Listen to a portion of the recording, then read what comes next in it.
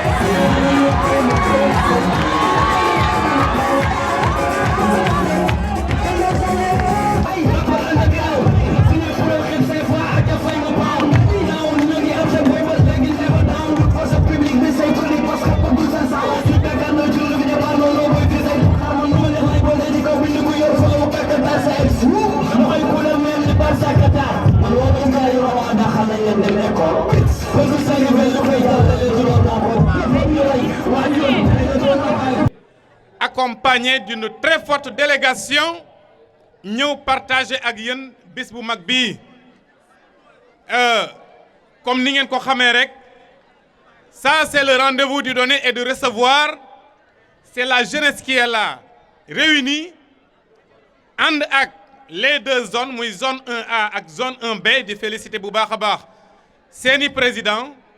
ndax tamit lii dafa bokk ci mouvement nawetaan parce que association sportive et culturelle la ñu wax waruñoo yem ci sport bi rek ndax tey foo ak ree moom moo fi nekk ñëpp di tàccu ñu toog silwise lii yaakaar naa bokk na ci li nga xam ne day développer suñu gox kon di ñaax ASC yi rek vraiment ñu gën a jàpp ci culture te xam ne suñu culture moom la ñu am Oumy Cissé nag mi nga xam ne moom lañ def tey marraine bi am na mbégte bu baax a baax ci choix bi nga xam ne def nañ ko en sa modeste personne lii day wane ne góor baax na jigéen baax na. Madame la marraine moom mooy sama présidente commission féminine au sein de l'ASC Daara J. Elle est ma sœur, on partage tout et tout. Sa grande sœur est ma meilleure amie mooy sama adjointe en tant que président de l'ASC. Donc loolu dara mënu ko dindi ci àdduna. Madame la félicitation. Cela montre juste que Daara J est en train de produire encore une fois benn crème wala boog benn leadership féminin ñu ngi lay encourager di la ñaanal ci yoon bi yàlla na yegg. C'est ce qu'on voulait de toi lorsqu'on t'avait choisi bi ñu lay choisir au niveau de la zone c'était à ton insu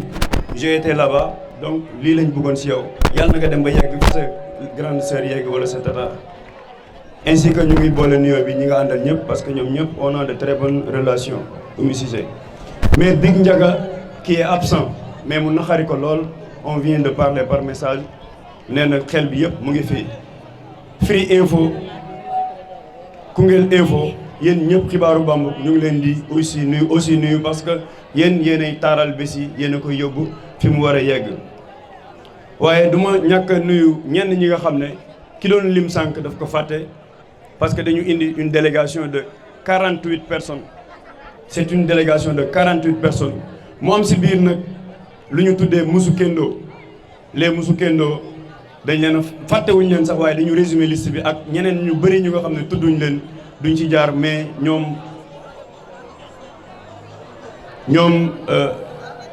Mansour je tiens à le dire ñoom ñëpp tudduñ leen te ñoom ñëpp la ñu war a tudd donc les Musu Kendo c'est le moment de vous dire que on vient de créer benn leadership féminine boo xam ne dañ leen di accompagner parce que seetlu nañ on parle de la parité alors que toujours suñu yaay yi dañuy wéet lool ci diggante góor ak jigéen ñu bëgg nag former leen ay ndaw ñoo xam ne musu mooy jigéen ci soose kendo mooy jigéen ju jàmbaar jigéen ju am jom jigéen ju am fulla jigéen ju am fit jigéen ju am fayda mais jigéen ju nangoo liggéey donc loolu mooy les Musu Kendo ñu ngi nar a toog dirigé par Fama Samb. donc tur bi nan la. tur bi Maimouna Aminata Diallo. tey yow lañ nominé comme Miss année 2021 ci sunu vacances édition 2021 ban impression nga ci am. Non, je suis vraiment contente d'une part et d'une autre part mon équipe a été vaincue. ñu gis ne aussi seen waa koñ gunge nañ la ci bés bi aussi loolu aussi kan message nga leen di naan. waaw gunge nañ ma ci bu baax a baax je les remercie au fond du cœur maa ngi leen di remercier bu baax a baax ndax c'est grâce à eux moo tax ma ñëw fi ma nekk nii tey. après bi nga gagné ce trophée lan mooy sa mbébét pour sa carrière Miss. sama carrière Miss moom c'était mon rêve depuis tout longtemps. J'avais le rêve d'être mannequin un jour dama mës a rêvé doon mannequin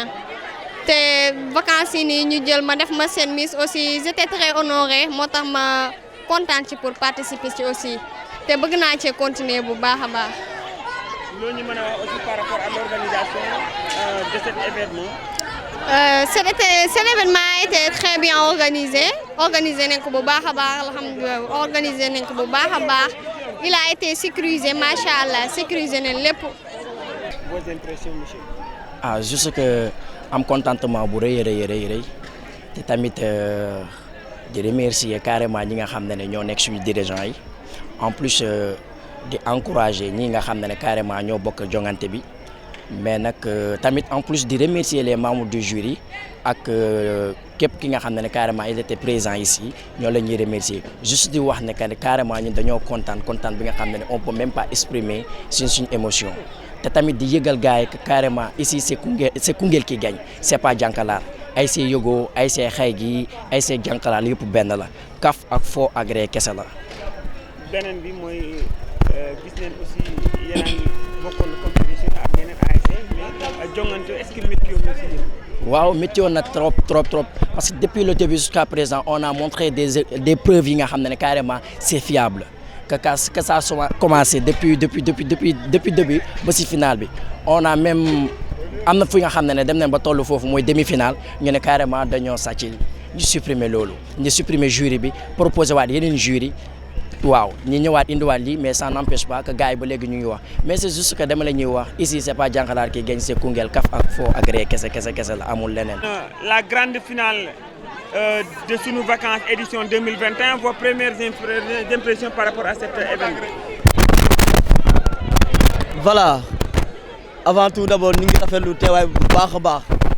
ndaxte vraiment tey contentement rek lañ am. parce que tey ku gis lii xam ne Koungheul wuyu nañ jeunesse Koungheul wuyu nañ vraiment assisté nañ si spectacle boo xamante ne c'est inédit spectacle bi gëj na fi am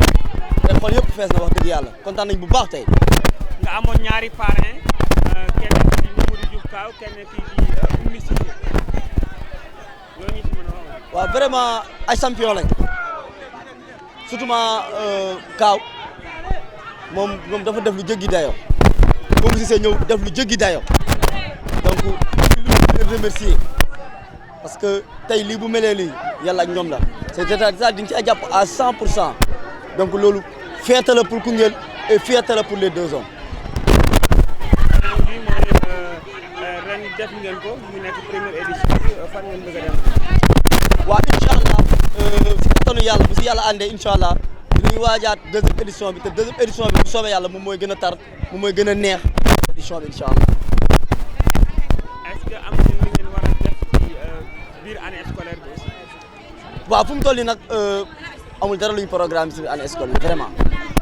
amul dara loo xamante ne programme bi ci ñu stade bi déglu daal. est-ce que mën nga ñëw par rapport ak ñeneen ñoo gagné. waaw ci vainqueur bi ku jël première finale bi muy ASC Diankalaar deuxième di Yego troisième di xay gi. si Miss bi ASC Diankalaar moo jël troisième ASC Yego ASC xay gi jël deuxième ASC Yego jël première donc c'était ça loolu mooy information yoo xamante ne jot na wàcc fii. waaw dernier message mooy ñu ngi remercier également BTV di xibaar Bambouck